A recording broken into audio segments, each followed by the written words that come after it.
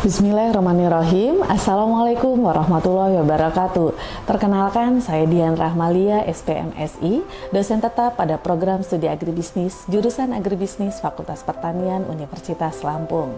Pada kesempatan kali ini, saya akan menyampaikan salah satu mata kuliah yang saya ampu yang sesuai dengan bidang keahlian saya, yaitu mata kuliah Pengantar Agribisnis.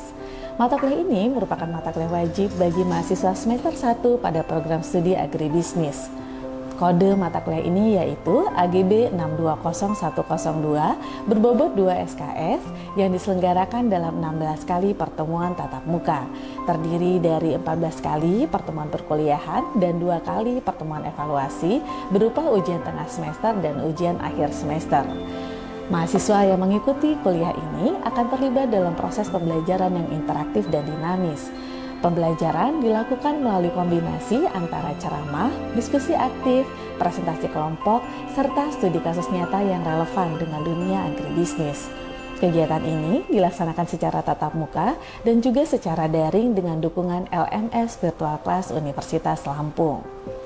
Dengan pendekatan tersebut, mahasiswa diharapkan mampu berpikir kritis, memahami materi secara lebih mendalam, dan menunjukkan sikap profesional dalam proses pembelajaran. Mata kuliah ini akan memberikan pemahaman kepada mahasiswa semester awal tentang bidang agribisnis. Pembahasan akan dimulai dari evaluasi pertanian ke agribisnis, pengertian agribisnis yang terdiri dari 5 subsistem, meliputi subsistem pengadaan sarana produksi dan alat pertanian, subsistem usaha tani, subsistem pengolahan, subsistem pemasaran, dan subsistem penunjang. Selanjutnya dibahas mengenai pengembangan sistem dan usaha agribisnis melalui kaitan ke belakang dan ke depan serta berbagai perusahaan agribisnis. Adapun capaian pembelajaran lulusan yang dititipkan pada mata kuliah ini meliputi PLO 2B, PLO 4B, PLO 5A yang telah tertuang pada RPS dan telah divalidasi oleh Ketua Program Studi. Untuk mencapai CPL pada mata kuliah ini, maka disusun capaian pembelajaran mata kuliah pada mata kuliah pengantar agribisnis yang meliputi CPMK 1, mahasiswa mampu menunjukkan sikap tanggung jawab, peduli lingkungan, dan profesional terkait peran agribisnis dalam pembangunan nasional. CPMK 2, mahasiswa mampu menjelaskan integrasi subsistem dalam sistem agribisnis yang meliputi sarana produksi, usaha tani, pengolahan, pemasaran, dan penunjang secara terpadu. CPMK 3, mahasiswa mampu menguraikan konsep dasar agribisnis berbagai komoditi dan teori-teori pendukungnya dimulai dari subsistem hulu hingga hilir beserta berbagai jasa penunjangnya secara sistematis. Proses pembelajaran dalam mata kuliah ini mengacu pada 3 komponen utama, delivery, interaction, dan assessment atau DIA. Pada komponen delivery, RPS, kontrak perkuliahan, dan materi ajar disampaikan kepada mahasiswa melalui LMS Viklas Unila serta melalui tatap muka di kelas. Media pembelajaran digunakan meliputi LCD, materi digital, video pembelajaran, Canva, dan Quizzes. Untuk komponen interaction difokuskan pada komunikasi 2 arah antara dosen dan mahasiswa yang dikembangkan melalui tanya jawab, diskusi, penelaan kasus, dan refleksi bersama. Sedangkan assessment mencangkup berbagai bentuk evaluasi mulai dari kuis, penugasan terstruktur, hasil telaah kasus, aktivitas partisipatif mahasiswa di dalam kelas, serta UTS dan UAS. Model pembelajaran yang digunakan berupa discovery learning, case method learning, kolaborasi kelompok, serta respon aktif mahasiswa. Untuk referensi pembelajaran terdiri atas buku referensi dari para ahli di bidang agribisnis, serta artikel ilmiah dari jurnal terakreditasi yang ditulis oleh para dosen pengampu mata kuliah ini termasuk saya sendiri. Dan berikut adalah video proses pembelajaran pada mata kuliah pengantar agribisnis. Oke, baik. Bismillahirrahmanirrahim. Assalamualaikum warahmatullahi wabarakatuh. Waalaikumsalam warahmatullahi wabarakatuh. Ya. Selamat pagi adik-adik semuanya. Tabi pun? Ya, Bun. Gimana kabarnya? Oke, alhamdulillah ya adik-adik, hari ini kita kembali mendapatkan rahmat dari Allah Subhanahu wa taala sehingga bisa melanjutkan proses pembelajaran untuk mata kuliah pengantar agribisnis. Nah, sebelum kita masuk ke materi pembelajaran pada hari ini, saya mau flashback dulu ke materi yang sudah kita pelajari di minggu sebelumnya. Masih ingat kita belajar terkait materi apa? Oke, pengolahan hasil pertanian. Di pengolahan hasil pertanian ada aktivitas apa saja yang dilakukan? Siapa yang mau jawab? Ya, silakan. Jadi di pengolahan hasil pertanian itu meliputi semua proses pembuatan bahan dari bahan mentah atau bahan segar menjadi bahan jadi atau bahan setengah jadi. Oke, benar banget. Jadi ada proses perubahan bahan yang tadinya segar menjadi bahan jadi dan bahan setengah jadi. Ada yang bisa kasih contoh bahan setengah jadi itu seperti apa? Ya, silakan. Bahan setengah jadi itu contohnya ada tepung tapioka dan kerupuk mentah. Oke, jadi yang masih harus diolah lagi sebelum dikonsumsi ya. Oke, kalau bahan jadi yang seperti apa? Ya, silakan. Jadi kalau untuk bahan jadi itu contohnya seperti keripik singkong yang bisa langsung dikonsumsi secara langsung. Oke, terima kasih adik-adik. Jadi benar sekalian sudah disampaikan terkait materi kita sebelumnya. Ya kalau bahan setengah jadi kita masih harus olah dulu sebelum kita gunakan atau konsumsi. Tapi kalau bahan jadi itu sudah langsung bisa kita gunakan. Nah, di materi hari ini, di pertemuan kali ini kita akan melanjutkan materi subsistem yang selanjutnya, yaitu subsistem pemasaran atau pemasaran hasil pertanian. Di minggu yang lalu, saya sudah tampilkan LMS-nya. Adik-adik diminta untuk membaca terlebih dahulu materi dan bahan pembelajaran yang sudah disediakan di LMS Fiklas Unilanya sehingga nanti mungkin bisa lebih mendalam lagi pembahasan yang akan kita lakukan pada pertemuan kali ini.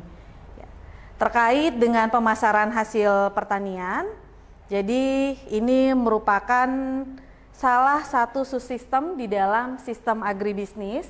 Kalau kita lihat ini subsistem agribisnis, jadi keseluruhan subsistem di dalam sistem agribisnis itu saling memiliki keterkaitan. Nah, mengapa kemudian subsistem pemasaran itu merupakan salah satu subsistem yang penting di dalam keseluruhan sistem agribisnis? Karena dia sebagai penunjang atau jembatan antara subsistem yang lainnya. Dia akan saling berpengaruh. Kalau kita lihat di sini adik-adik, panahnya kita akan lihat subsistem pemasaran akan memiliki keterkaitan dengan pengolahan, kemudian memiliki keterkaitan dengan subsistem budidaya atau on farm, kemudian akan memiliki keterkaitan juga dengan subsistem sarana produksi dan subsistem penunjang.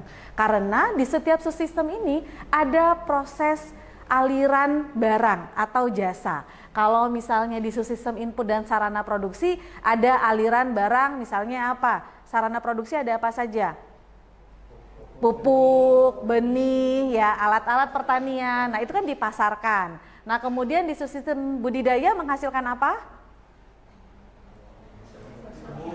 Hasil pertanian, perkebunan, ya kopi, kelapa sawit, atau tanaman pangan dan sebagainya. Nah, sistem pengolahan ini tadi yang disebutkan, yang sudah diolah, keripik singkong atau tepung dan sebagainya.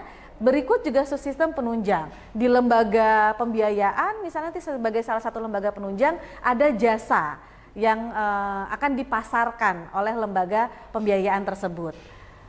Nah, kita akan masuk ke pemasaran. Jadi menurut American Marketing Association, pemasaran merupakan pelaksanaan kegiatan dunia usaha yang mengakibatkan adanya aliran barang dan jasa dari produsen ke konsumen. Nah, lebih lanjut, Bapak Philip Kotler, ini merupakan Bapak pemasaran dunia, sepuhnya dunia pemasaran, mengartikan pemasaran itu adalah proses sosial dan manajerial di mana individu dan kelompok mendapatkan kebutuhan dan keinginan mereka dengan menciptakan, menawarkan dan bertukar sesuatu yang punya nilai satu sama lainnya. Nah, kemudian di bukunya Firdaus 2018, pemasaran itu adalah tindakan yang menyebabkan berpindahnya hak milik atas barang serta jasa dan yang menimbulkan distribusi fisik mereka. kita lihat di sini. Jadi, pemasaran merupakan kegiatan produktif karena ada penciptaan kegunaan atau penambahan nilai guna, yaitu menciptakan atau menambah nilai guna dari barang dan jasa. Ada 4 kegunaan pemasarannya, ada form utility atau kegunaan bentuk, ada place utility atau kegunaan tempat, ada time utility atau kegunaan waktu, dan ada position utility atau kegunaan pemilikan. Kita lihat contohnya satu-satu. Nah, di kegunaan bentuk atau form utility, jadi ini meningkatkan barang dengan cara merubah bentuknya menjadi barang yang secara umum lebih bermanfaat. Jadi tadi dari proses pemasaran itu, dari aliran barangnya dari produsen ke konsumen, ini kemudian diubah bentuknya sehingga nilai dari barang tersebut juga bertambah. Nah, kalau di sini kita contohkan ada ubi kayu atau singkong, diubah kalau menjadi gaple, menjadi tepung, ini barang setengah jadi, kemudian menjadi barang jadi atau keripik singkong yang siap konsumsi. Ada lagi yang bisa kasih contoh, apalagi? Ya, form utility. Olahan cabai jadi chili oil. Oke. Ini serupa dengan keripik seperti keripik bayam. Oh ya, baik. Ya, jadi perubahan bentuknya kalau cabai tadi bisa menjadi bubuk ya atau menjadi sambal gitu ya. Sehingga bertambah nilainya. Dari 1 kg cabai yang misalnya harganya 25.000, kalau diubah menjadi sambal ya, 1 botol kecilnya itu bisa 25.000 ya, atau bisa lebih, harganya lebih mahal lagi. Nah, itu salah satu penambahan nilai. Kemudian yang kedua, ada kegunaan tempat atau place utility. Ini adalah kegiatan merubah nilai suatu barang menjadi lebih berguna karena ada perpindahan tempat dari satu tempat ke tempat lainnya. Kalau ini dicontohkan sayuran. Sayuran ini kan biasanya di apa adik-adik? Di pedesaan ya, dengan daerah yang cuacanya atau iklimnya cenderung dingin gitu ya. Kemudian dibawa nih ke pasar tradisional atau ke pasar modern, terus atau dibawa sampai ke rumah kita. Nah, itu dia harganya akan bertambah. Di petani, kalau di sini misalnya potensi sayuran tuh digisting misalnya. Dari petani digisting, salada misalnya 1 ikatnya 3.000. Sampai ke pasar tradisional itu harganya bisa sampai 5.000 misalnya. Nanti kalau sampai ke pasar modern, misalnya yang kita lihat di supermarket yang sudah dikemas lebih baik di Bandar Lampung, itu udah sampai seikatnya bisa 10.000. Ya, nanti sampai ke rumah makan misalnya di restoran itu harganya beda lagi. Nah, jadi ada penambahan nilai terhadap barang tersebut karena dia berpindah tempat. Kemudian yang ketiga, ada kegunaan waktu atau time utility. Ini karena ada proses waktu atau perbedaan waktu sehingga harga barang menjadi lebih mahal. Kalau di sini kita contohkan udang. Ini udang ya adik-adik. Nah, di sini ini adalah gudang-gudang cold storage. Udang ini dibekukan sehingga tetap fresh. Kalau kita tahu kita di Lampung itu ekspor udang. Nah, sehingga kalau kita ekspor juga negara penerimanya itu mereka punya standarnya. Kalau udang ingin tetap fresh, misalnya ke Jepang, mereka ingin udang itu masih tetap dalam bentuk fresh. Nah, sehingga dibekukan gitu. Nah, harganya nanti bisa menjadi lebih tinggi lagi. Atau kalau udang ini disimpan dulu tetap di pasar lokal, tapi karena pada masa panen harganya berlimpah gitu ya, turun, sehingga disimpan nanti kemudian dijual pelan-pelan. Apalagi kira-kira yang biasanya disimpan? Ya, Farid silakan. Contohnya itu ada padi pada saat musim panen raya itu kan harganya turun. Itu nanti disimpan, nanti dipasarin lagi pas harganya stabil, kalau nggak emas kacang kering itu dan harganya naik. Iya, benar sekali. Nah, padi ini kan konsumsi kebutuhan primer ya, yang permintaannya terus-menerus dan memang kecenderungannya kalau lagi musim panen raya harganya turun jauh. Jadi nanti petani punya pilihan dalam menyimpan, tidak harus cold storage ya, menyimpannya nanti bisa dalam bentuk masih gabah atau dalam bentuk sudah menjadi berasnya ya. Nanti ketika harganya sudah berangsur membaik dan kemudian ini kan permintaannya kecenderungannya stabil, jadi akan dipasarkan. Nah, ini adalah menambah nilai suatu produk. Dan yang terakhir itu adalah kegunaan kepemilikan atau possession utility. Ini menyebabkan bertambah bergunanya suatu barang karena terjadi proses pemindahan pemilikan dari satu pihak ke pihak lain. Digambarkan di sini dari petani gitu, kemudian sampai ke pedagang-pedagang, terus sampai dimiliki oleh konsumen. Nanti ini harganya berbeda. Nah, inilah kenapa pemasaran masuk ke dalam kategori kegiatan yang produktif, karena menciptakan nilai guna terhadap produknya, barang atau jasanya. Nah, di dalam aktivitas ini adik-adik, pemasaran juga melakukan fungsi-fungsi ini. Ada fungsi pertukaran, fungsi fisik, dan fungsi fasilitas. Di fungsi pertukaran itu adalah terjadi kegiatan jual beli. Kalau jual beli berarti ada perpindahan kepemilikan. Jadi ada ke possession utility di sini. Nah, kalau di fungsi fisik ada penyimpanan, pengolahan, dan pengangkutan. Maka di pengolahan ada form utility, kemudian di pengangkutan ada place utility, kemudian di penyimpanannya ada time utility. Nah, terakhir itu ada fungsi fasilitas. Di antaranya kegiatan yang dilakukan di fungsi fasilitas ada standarisasi dan grading, penangguhan resiko, pembiayaan, dan informasi pasar. Nah, ini biasanya akan mencangkup membentuk keseluruhan kegunaan 4 utility yang ada, mulai dari form, place, time, position, utility gitu. Nah, pemasaran khususnya adik-adik untuk komoditas pertanian itu memang secara khusus kita pelajari karena dia punya kekhasan dibandingkan pemasaran produk yang non pertanian, karena produknya yang punya keunikan. Di pertemuan sebelumnya kita udah bahas juga tuh karakteristik produk pertanian yang beda dengan produk non pertanian. Ada apa saja? Mudah rusak atau perishable, kemudian volume besar atau bulky, kemudian bersifat musiman, padahal dia banyak bahan primer yang kebutuhannya itu cenderung terus menerus ya. Kemudian apa lagi? Produknya beragam gitu, jadi kualitasnya, kuantitasnya juga sulit dijaga karena sangat tergantung pada cuaca ya. Nah, maka aktivitas pemasaran inilah yang akan membantu mensiasati produk-produk pertanian yang punya karakteristik yang unik dibandingkan produk non pertanian. Nah, di dalam proses aliran produk dari produsen ke konsumen itu nanti akan membentuk sebuah saluran.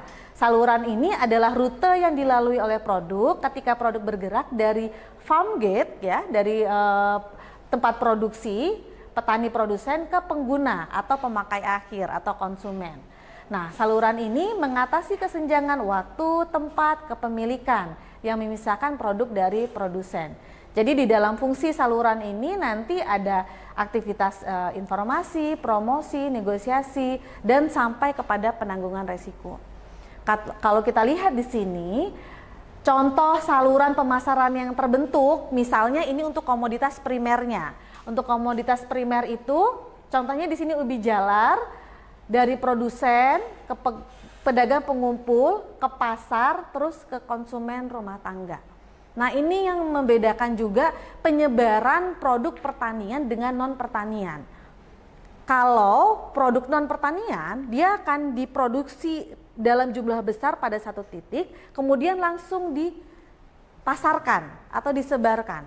Tapi kalau produk pertanian, dia ada proses pengumpulan dulu, konsentrasi produk dulu. Kalau di sini kita akan lihat, di sini dia pedagang pengumpul.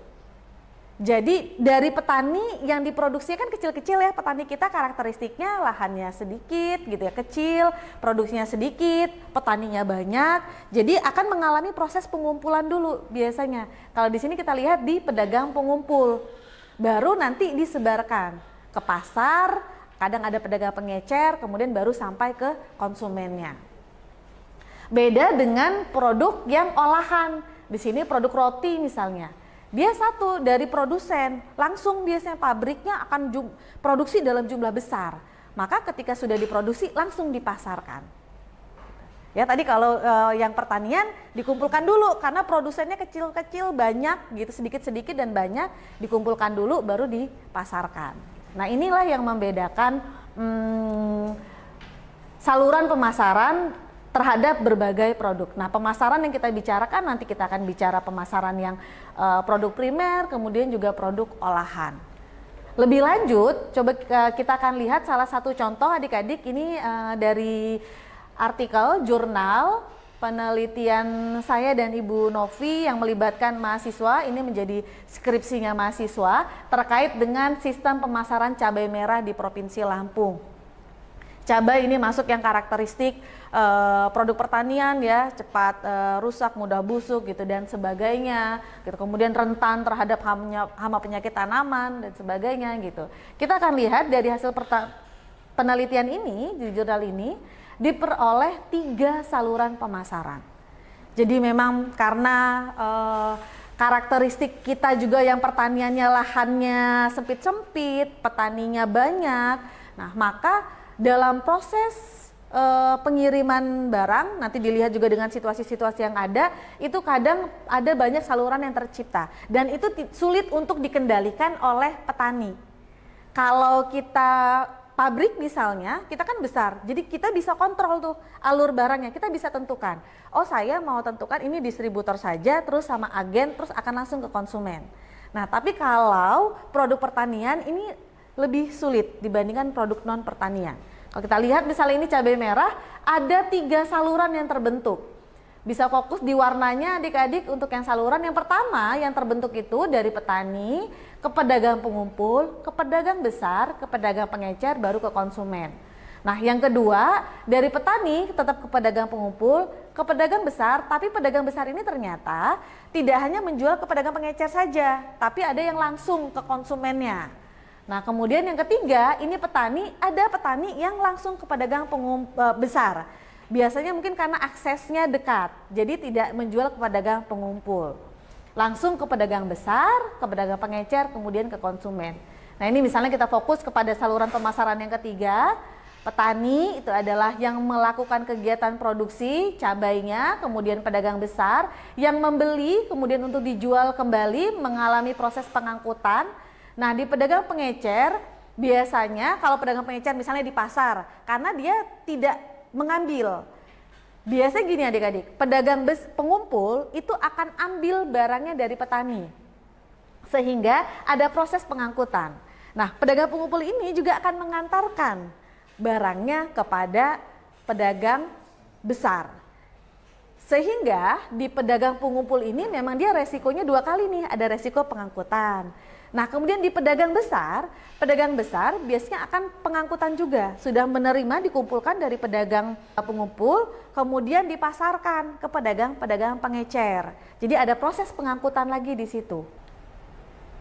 Nah, maka dari materi hari ini yang kita pelajari terkait pemasaran hasil pertanian, yang pertama kita pelajari terkait definisinya, pengertiannya, bahwa pemasaran itu adalah proses mengalirkan barang ya atau jasa produk gitu dari produsen ke konsumen. Nah, ini merupakan upaya untuk mempertahankan hidup dan mendapatkan keuntungan dari aktivitas itu. Produsen harus terjual barangnya supaya dia dapat keuntungan. Nah, lembaga-lembaga yang terlibat itu membantu sebagai perantara sampainya produk atau barang atau jasa dari produsen ke konsumen, dan mereka mengambil margin di situ atau keuntungan. Nah, kemudian konsumen terpenuhi kebutuhannya. Dan kemudian bahwa pemasaran itu punya makna yang lebih luas dari penjualan. Nah, kegunaannya pemasaran ini adalah kegiatan produktif karena menambah utility. 4 jenis utility-nya mulai dari form, time, place, dan possession utility. Dan terkait dengan fungsi yang dilakukan pemasaran mulai dari fungsi pertukaran, fungsi fisik, dan fungsi fasilitas yang kemudian dalam aliran produknya akan membentuk saluran pemasaran. Biasanya produk primer terutama saluran pemasaran yang terbentuk itu tidak hanya satu. Sangat jarang sekali komoditas yang membentuk saluran pemasaran hanya satu kalau di Indonesia adik-adik. Dengan berbagai kondisi dan karakteristik yang ada gitu. Nah, ini kemudian pemasaran menjadi bagian yang penting dalam sistem pemasaran. Karena kalau kita lihat tadi aktivitas fungsinya, kegunaannya gitu ya, ini sebenarnya pemasaran ini adalah sebuah aktivitas yang kompleks. Jadi dia adalah subsistem dalam sistem agribisnis, tapi subsistem pemasaran itu juga sebenarnya adalah sebuah sistem. Karena ada berbagai fungsi yang dilakukan gitu ya, ada berbagai pelaku yang terlibat, ada penambahan nilai yang dihasilkan dan sebagainya. Ini adalah materi kita terkait pemasaran hasil pertanian. Kalau sampai sini kalau saya tanya, jadi pemasaran itu dalam sistem agribisnis memegang peranan pentingnya kenapa? Ada yang bisa, ya silakan Aswa. Pemasaran itu memegang peran penting karena dia sebagai penghubung antara produsen dengan konsumen. Oke, benar sekali, sebagai penghubung. Lanjut, ada? Konita silakan. Jadi kenapa pemasaran itu dianggap penting? Karena pemasaran sendiri bisa menciptakan nilai tambah produk. Oke, benar sekali. Ada 4 kegunaan tadi ya dengan pada kegiatan pemasaran. Terus setelah mendapat materi ini, kita selanjutnya akan melakukan evaluasi. Saya ingin mengetahui pemahaman kalian terhadap materi kita hari ini. Jadi bisa disiapkan handphonenya. Kita akan melakukan evaluasi menggunakan quizzes. Linknya akan saya kirimkan di WhatsApp atau nanti kita bisa scan barcode juga di sini. Sebentar.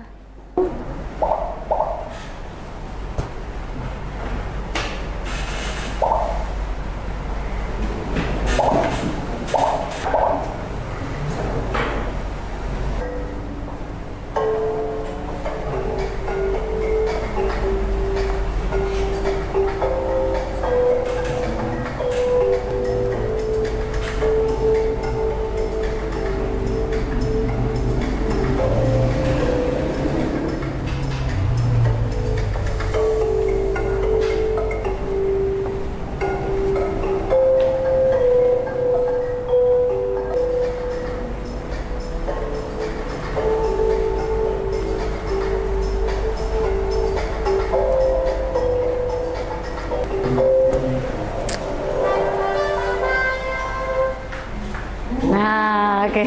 Selamat nih yang tertinggi Carlos, Wilda, sama Farid.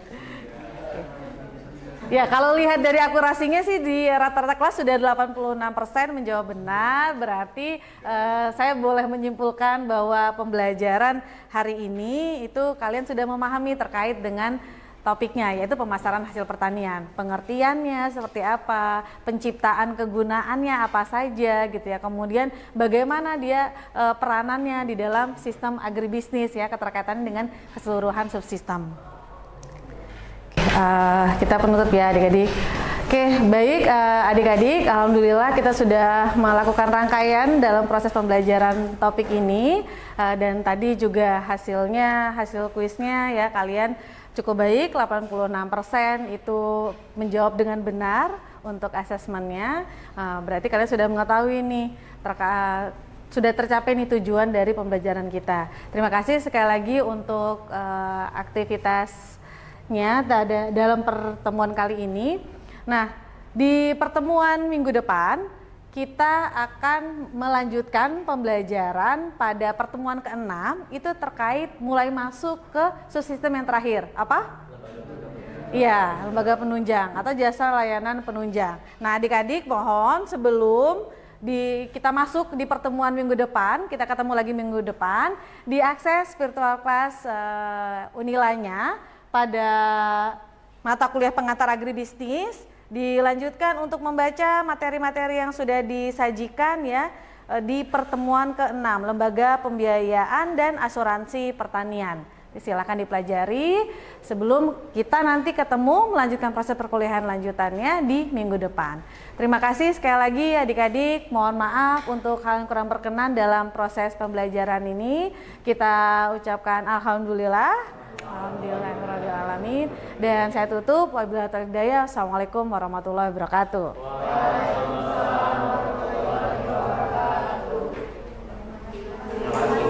Ya, sama-sama semuanya. Terima kasih.